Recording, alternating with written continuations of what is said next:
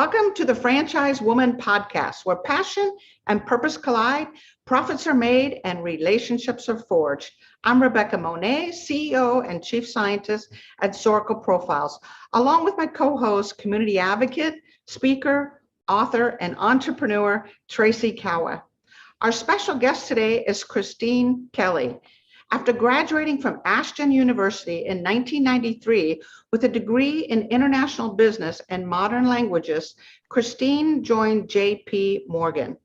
Christine founded Little Kickers in London following the birth of her son, Lucas, in 2002. The company sold its first franchise in 2004 and currently operates through a network of over 350 franchisees in 33 countries. Little Kickers has won a number of awards, including most recently the Best Business Serving Football in the 2021 Football Business Awards, the British Franchise Association Award for International Development in 2017, and International Super Brand in 2020, and the Canadian Franchise Association's Franchisor of the Year in 2014, 2015, 2016, and in 2021. Little Kickers was also recognized as one of Entrepreneur Magazine's top global franchisees from 2016 to 2021 and won the title of Global Franchise Champion at the 2020 Global Franchise Awards. Christine was awarded International Businesswoman of the Year in 2021 in the UK National Businesswomen's Awards and was the Aphrodite Award winner in the NatWest Daily Mail Every Woman Awards 2020. I think they should, shorten that up a little bit. Christine was awarded an honorary doctorate in business admin by Ashton University in 2019 after her contribution in entrepreneurship. Welcome, Chris, to the Franchise Woman podcast. We're so delighted to have you. Thank you very much, Rebecca. It's lovely to be here, and thank you to Tracy. I was blown away by all these awards. Oh my goodness. Christine, first and foremost, congratulations on all of your awards and all of your accomplishments. I'm sure you have an incredible team, and it also speaks to your leadership, truly. First and foremost, I just have to take it all the way back, though, to your early formative years. You shared a few things that I think that our viewers would love to hear about, which was the fact that your parents were so philanthropic. You went to a Quaker boarding school. You had some really unique childhood experiences. Can you share some of this with us? Sure, yeah, absolutely. Thank you for asking. I was brought up in a kind of pretty normal household in the UK, but I do remember from a very young age, my parents were constantly involved in kind of helping out with charities. My dad was very involved in Round Table and Rotary and things like that, and still is actually. But they were constantly kind of doing things to actually, help the local community. My mum managed to get funding for an 80-acre quarry, which was going to be built on, and she managed to get that turned over for community use, for a local play park and a play area for the kids and things like that. And they both have spent their lives really doing a lot of, had normal jobs as well, but they did a lot of philanthropic things too. Oh, it's so beautiful. It's interesting, Chris.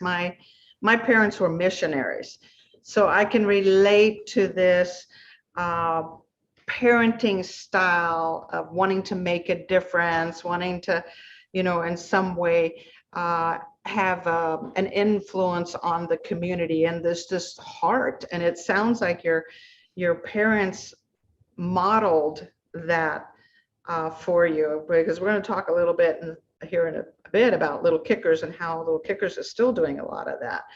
So, but I'm curious about this Quaker schooling. I mean, that is crazy unique. So how has you, tell us more about that for those of us that don't know anything about Quaker boarding schools. Yeah, so my dad, with his job, we had to move house quite often. He worked for Barclays Bank, and he was kind of moved around the country as he progressed within his career. And they used to offer scholarships to the children of their senior managers so that you could go to a boarding school and you wouldn't have to keep moving house with your parents. And it was quite fortunate, because if I had actually moved house with my parents, I think I'd have gone to about 8 different schools. So I was glad to be in one place. But the school that they chose for me was a school in York called the Mount School, and it's a Quaker school. And I just loved the ethos of the school. It wasn't hugely competitive, not on the face of it anyway. And there was very much an emphasis on caring for other people. The Quakers, a lot of the kind of big industrial families in the UK were Quaker families. So it kind of all harks back to, Rowntree's Cadbury's, Barclays Bank, things like that. And we actually used to get every break at 11 o'clock in the morning, they'd bring over hot chocolate and chocolate bars from the nearby chocolate factory. Which was kind of a Quaker run. But I always admired the kind of work ethos of the Quakers. They work very hard, but they're very fair people and they look after their employees very well, I think. So I love that about Quakerism, but I'm not really practicing or anything like that anymore. Right. But the values that they instilled during your schooling, so you had this parental values of kindness, giving, making a difference, attitude combined with the hard work ethic, put others first kind of idea with the Quaker schooling really had a beautiful influence on who you are and who you continue to become. Thank you. Yes, I think it definitely has impacted me in some ways, and certainly impacted, I think, my view on businesses and how they should be run and how I've set up and run Little Kickers. Yeah, it sounds like you've incorporated a lot of the philosophies too, right? The collaboration, the teamwork. And then secondary to that is all of the competitive stuff. Absolutely. And I think for a long time, the focus of the business hasn't really been on profit. It was very much when I set up the business, the main reason I set it up was because I wanted to give all kids a positive introduction to sport. And by saying all kids as part of our mission statement, it left it very broad. So, when we were contacted by people in Mongolia who wanted to buy a franchise, we said, yes, of course, if they were the right kind of people and we thought that they would do a good job of it. So I think certainly there's that kind of, emphasis on collaboration, the kind of not really focusing purely on profit, but also making sure that people are looked after, and whether that's the head office team or our franchisees. Yeah. To that vein, Chris, this idea with the Little Kickers, the primary focus, the way I understand, for the children is around health, wellness, being fit. I mean, there's no doubt there's a universal issue around poor eating habits, poor exercise, obesity, right, is a big thing. So a lot of your philosophy around the Little Kickers is to help these children have a more healthy, fit lifestyle.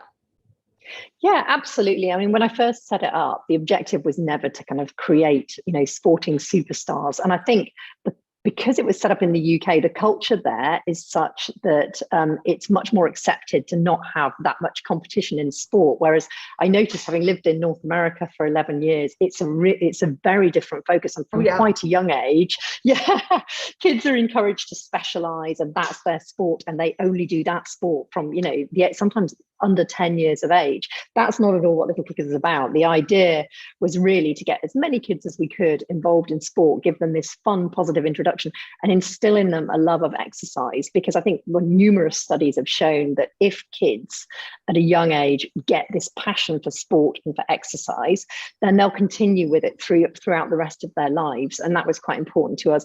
But we also teach a lot of other skills through the program. So things like early learning, development skills, gross motor skills, listening to instructions, taking turns, things like that. And we actually also teach English in some countries through the program as well. And so we kind of developed that about 6-7 years ago, the English language program. I love this underlying tone of community, bringing in all of your mother's practices of community building. It's so beautiful. Oh, thank you. No, it is nice. I think a lot of people kind of make lots of friends through the program and things like that. And it's something we're hoping to really emphasize as we move forward with the kind of big sustainability plans that we have at the moment. So it's interesting. So the children are being taught teamwork. They're being taught how to get along with one another. They're being taught a sport. They're learning to appreciate this, being fit. We know that that will carry through in their lifetime. We start young, we tend to then, just like our own values, right? Then they have a lifetime where they're going to likely be more fit as they go on. But you're doing it in a non-competitive environment. It's a play environment. Do you find that by removing that competitiveness, well, actually, let me just ask you point blank, what benefits are there to removing that competitive side? Because you're right, when you compare the UK to the US, that's the value of competition is big, right, here in the US. Yeah. But what benefits do you see for our children by removing, at least in this age, that competitiveness? I think it all comes later, and competitiveness can be fantastic in sport at a later stage. I think that's kind of what where they place the emphasis in the UK.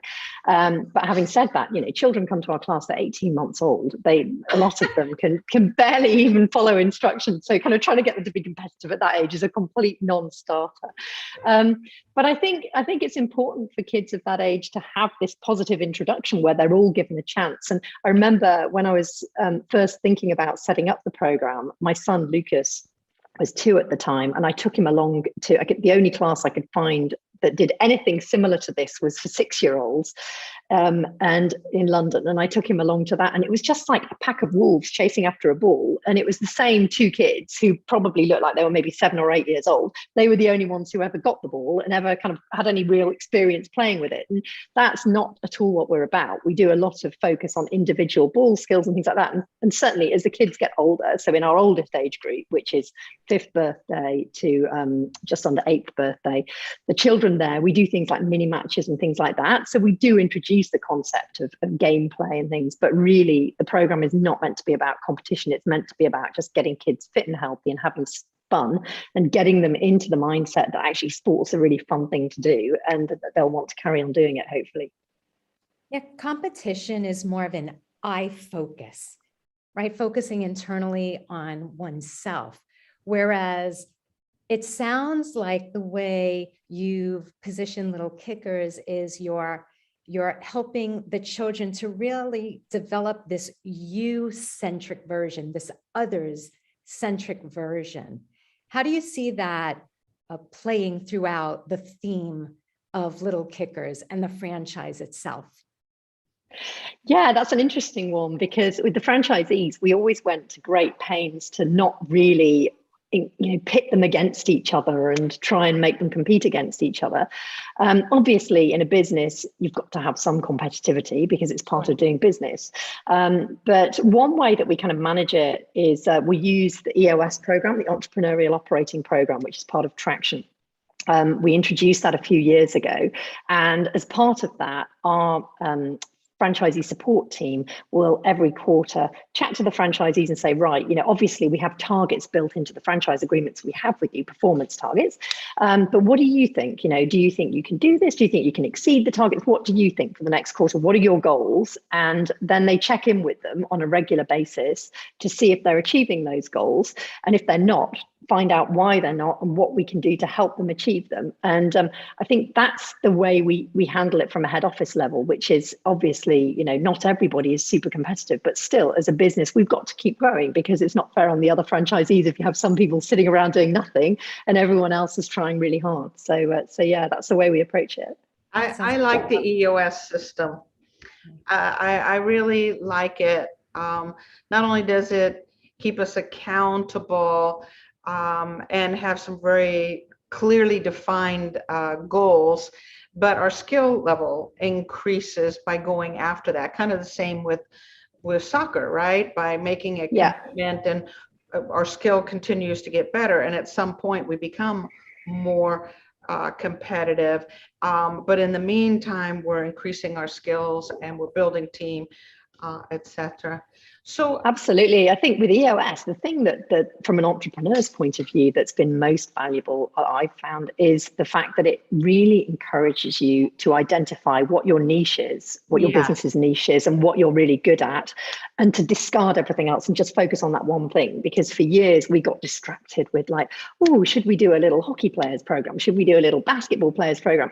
And we actually did end up setting up a rugby program, but it didn't really work very well. I think after EOS, we decided that our core focus was going to be soccer and developing that internationally. And we looked at the size of the market and thought, actually, there's plenty of potential there to keep us going for the rest of our lives. So we don't really need to introduce a load of other sports. So that was kind of the thought process there. But I completely agree with you. I love EOS. It's fabulous. Yeah. It's all about the niche, right? Yeah. Yep. That's in line with Zarco profiles, the way that, our philosophy is assessing people and helping them to really play into their strengths. Yes, of course, to amplify their weaknesses and their weak areas. However, really stepping into what their strengths are and not reinventing the wheel, so to speak. So I really commend you for that aspect within your business. Thank you. No, I think that's a really great point, because in the EOS, you have the kind of the cross on the page, and top right is the things that you're good at that you love, top left the things that you're good at but you don't particularly love, etc. And I think with our team, once we'd identified exactly where they sat in that kind of continuum, it meant that they were a lot happier at work and they could focus on the things that they loved and that they were good at, obviously with some development into the other areas. But no, I completely agree. Right. But sometimes we can hire to those particular skills, so we can focus on what we are particularly good at. It's not that we can't become these other things or learn, because we all have incredible capacity to learn and build certain skills. But sometimes it doesn't make sense, right? Sometimes it means, I'm going to focus here, and you're really great at this, and we are now part of a team, and let's make this happen. So let me pivot just a little bit. When you look at your own strengths as a leader, as a founder of Little Kickers, which you've built into a large organization, 350 franchisees, what is it you think allowed you to grow like that? What is it about you specifically? I want to get to know you, Chris. Is it your vision? Is it your self-discipline? Is it your focus? Is it how to build team? What is it about you and your strengths that made you just rise to the top and become this leader of both men and women, right, in this field of sport? Thank you. It's a very kind thing to say. I guess I'm quite independent, and I wanted to set something up, partly which would make a difference, but also which would enable me to live my life as I wanted to live it. And Little Kickers has done that. I mean, sometimes, I've had to work at weird hours and things like that, but generally it's kind of allowed me to live the life I wanted to live. I think I'm quite a hardworking person. I really actually enjoy working. And to me, often it feels like fun. It doesn't really feel like work a lot of the time. And I think that's probably because I've surrounded myself with people that I love working with. And actually, when we take on new franchisees, one of the tests is always, would we actually like to go and have lunch with this person and become friends with them, rather than just taking on people with it? Well, I think it's important, isn't it? Because when I first set up the business, I knew, particularly taking on franchisees in Australia and New Zealand, places like that, I was going to have to spend my evenings speaking to them at 10 o'clock at night, do conference calls with them. So I didn't want to be doing that with people I didn't really, really like. So that was partly it. I think I don't really give up. I'm quite determined. So if I decide that I'm going to do something, I'll get it done. And I think I like listening to other people's ideas. So the franchisees are fantastic and have a great communication with them. And most of the new directions that the business has gone in has been as a result of ideas that the franchisees have had. So quite often what will happen is they'll suggest an idea, and then I'll think, that sounds interesting. And I'm quite curious. So I love just going off and researching things. And it's actually been great in terms of kind of keeping the business, I guess, one step ahead of other people in our industry. The franchisees are never short of ideas. They're happy to report back what they're seeing in the industry and the direction that parents are saying that we should be taking, and that franchisees feel we should be taking. And then I'm very happy to kind of, if that's the right decision for the business as a whole, to move the business in that direction. Wow. I'm going to wrap this up in just a second, not the interview, but this piece, Tracy, but I noticed you had a question, so I'm not going to interrupt. No, that's okay, because I think my question is pivoting a little bit. So go ahead. Okay, so I'm sorry, but what you just said was a mouthful. So the question, of course, was what makes you a great leader? How have you been able to build this business? And you pointed out 4 or 5 beautiful things. One, of course, is your work ethic, right? Which, of course, we kind of have a history of how that came about. And then your kind of willfulness and determination and tenacity that you possess. Then you had this other idea, which is I want to work with people I like, right? So I'm going to pick franchisees, I'm going to pick team members that I can go to dinner with, I can have a cup of coffee or a cup of tea with, I'm going to enjoy having a conversation with at 10 o'clock at night. So you surrounded yourself with people you like to work with. And then you also pointed out this whole idea of being open to other people's ideas, and how oftentimes those ideas turn into innovative things for Little Kickers, that you actually adopt those ideas and it has helped Little Kickers grow. So this is like a recipe for success that you have here that has allowed Little Kickers, whether you're conscious of it or not. Oh, thank you. So were you even conscious of this? I'm open-minded to other people's ideas. Were you conscious that you deliberately and purposefully choose people that you can have a cup of tea with? The choosing people I like was a deliberate thing, because in banking, I worked with a lot of people I really liked, but I worked with some people that I didn't really like that much. I didn't respect that much because we had very different kind of values. So in Little Kickers, when I set it up, I decided that was going to be one of my kind of criteria. I only really want to do something where, having done the banking career, where I make a difference now. And I only really want to do something where I'm working with people where it's fun to go to work and I like the people I'm working with. In terms of the ideas, it just makes sense. Like, we chatting to our franchisees, that the best ideas we've had, so introducing an English language program, that came up because our franchisees in Brazil, they've been working in Australia, they wanted to move back to Brazil, and they said, there's no way we're going to be able to sell an English soccer program to Brazilian parents. Could we do something with English language though? Because all the young kids want to learn English. So we developed the English language program and it's been hugely successful. And then, different age groups we've introduced, even sustainability stuff that we're working on at the moment, that came about through suggestions from franchisees and parents. And I think any franchisor who doesn't have that open communication with the franchisees is probably not going to be hugely successful, because unless, well, in my case, the franchisees are the ones who every day are out there running the business. They're seeing what competitors are doing. They're seeing what's happening in the market. They're the ones who can tell me what I can do from an operational perspective to make their lives easier, what the head office team can do. It makes complete sense to listen to them and to actually implement their ideas into what we do, as long as they're ideas that will benefit everybody. And they're consistent with your values. And in this case, exactly. Yeah.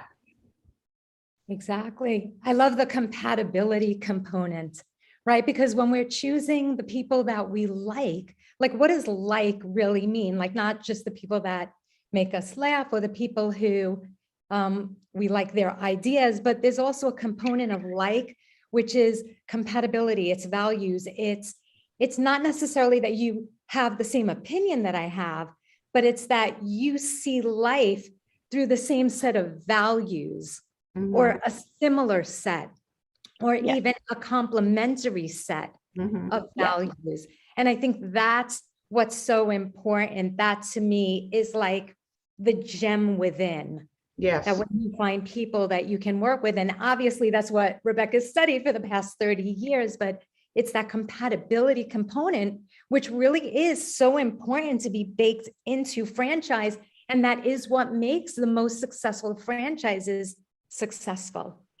Indeed. Completely agree. And I think there's a very interesting exercise we did as part of EOS where we basically defined our values, but we had to think of different franchisees who we felt really epitomized what the brand was all about. And then we kind of whittled it down and said, well, what is it about those people? And there was a lot of overlap in terms of kind of, they went above and beyond, they cared about other people. So there's I think we now, that when we identified our values, we kind of take people on through a lens of wanting people who actually have the same kind of values as well. Yeah, and you identified your real life avatars. That was such an experience. I've never heard that expression. It's brilliant. It is. It's exactly what it is. My avatar. So what are your initiatives moving forward? I know you began to touch on them with sustainability, but just maybe you can elaborate a little bit more on that. Sure, absolutely. I mean, obviously at the moment, we're just trying to get everybody reopened after the pandemic. Not every market is completely opened up again yet, but we're getting close. And the good news is that the markets that are back are about 30 or 40% more kids coming than pre-pandemic. So it's really good news. We're bouncing back well from that. The other things we're looking at, so the sustainability is a really, really big one at the moment. And it actually came up, we had a conference at Old Trafford, Manchester United's football ground, just before lockdown. And a couple of the franchisees said that parents have been saying to them, look, why are kids wearing football strips that are made from polyester and packaged in single-use plastic bags? And the franchisees were quite upset about it as well. So I went away and did quite a lot of research into it and discovered that we could actually get the kids' football strips to be made out of recycled plastic that's been harvested from the ocean. So we've actually we're launching it on the 30th of this month. All the kids going forward will be wearing these uniforms. They actually look and feel pretty much exactly the same, but they're made out of recycled ocean plastic. And to take it one step further, what we're going to be doing is partnering with an organization called Sal's Shoes, who at the moment, their main thing that they do is they collect in gently used shoes and they send them out to developing countries, so that in a lot of countries kids aren't allowed to go to school unless they have shoes. So that was kind of why it was founded. So they're doing a lot of work around that, but apparently there is a big requirement for football strips in developing countries for kids. So we're going to be partnering with them to give the kids who come to our classes the option, if they want to, of once they've finished with their kits, giving them back to us. We send them off to developing countries through our partnership with Sal's Shoes. And we've also made a commitment that we're trying to move as much of our merchandise as possible over to being sustainably sourced. At the moment, we've got backpacks and water bottles that are made out of recycled plastic and things like that. But by the end of 2022, we want to have everything sustainably sourced. We've moved the whole business to paperless during the pandemic.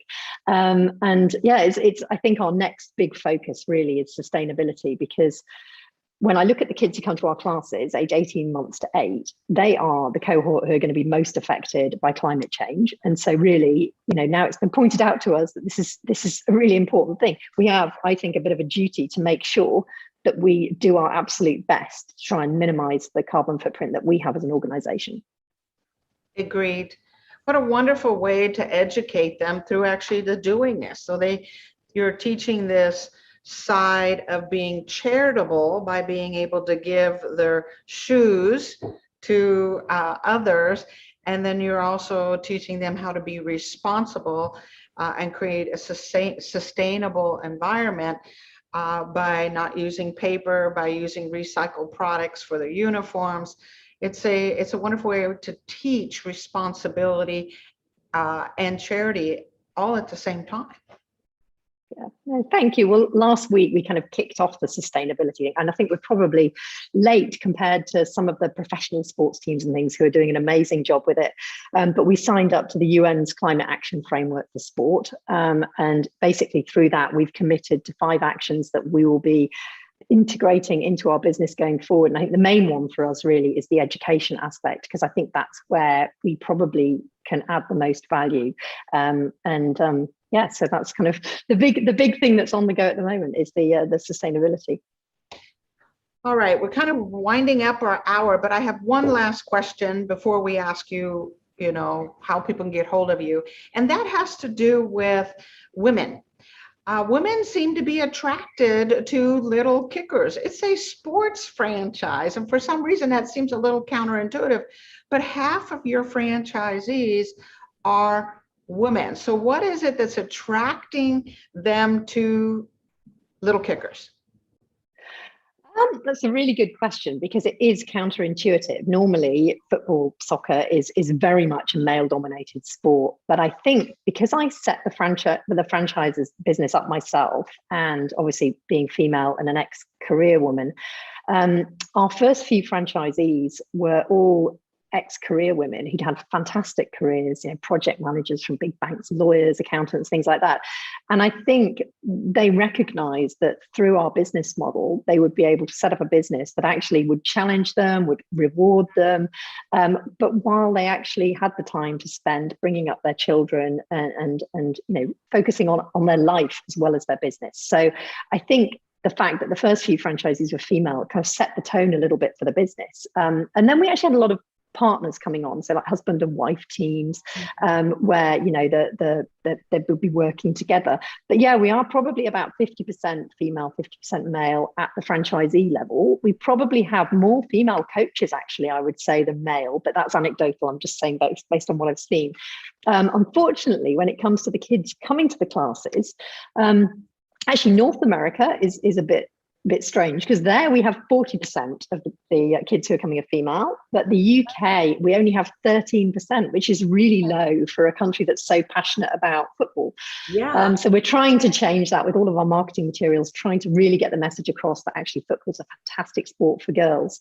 But I think in North America it's viewed that way, but in Europe we're a little bit behind the curve, I think, on that. Wow. Well, let's get the word out. Little girls, soccer is made for you, right? Oh, I've watched 6 grandchildren learn to play soccer. And just FYI, Chris, my family ended up in the US because my grandfather was a professional soccer player from Scotland, and he was recruited to play for Bethlehem Steel in Philadelphia, Pennsylvania. That's how we ended up in the US from Europe. So soccer is in my blood. So I'm very excited about what you are up to. I love hearing that soccer is taking off here in the US, but we also need UK to catch up and get more girls to play, right? So absolutely, we can maybe help each other. So tell us how folks can get hold of you if they want to learn more about you, or they want to learn more about Little Kickers. Sure. Well, Little Kickers has a variety of websites in different countries. The main one is the UK one, which is www.littlekickers.co.uk. Or alternatively, if they want to get hold of me, I'm on LinkedIn. It's just Christine Kelly, Little Kickers, and they will find me. Perfect. Tracy, any final words for our lovely guest? I just had one quick question, and that was when you were looking for this extracurricular activity that would be filled with collaboration and just fun and healthy lifestyle for your son, did you ever in your wildest dreams imagine 350 franchises later? Absolutely not. And to be honest, I didn't even know really what franchising was at that point. So no. Amazing. Welcome to franchising, right? Yeah, in a big way. Good for you. That's awesome. You're an inspiration to many. And I see why you have a lot of moms who are franchisees. I definitely see how you would be that inspiration and that driving force. So thank you so much. It's really kind. Agreed. Thanks again, Chris, for spending time with us. And the rest of you, thank you for joining us on The Franchise Woman, where passion and purpose collide, profits are made, and relationships are forged. We'll see you next week for another podcast.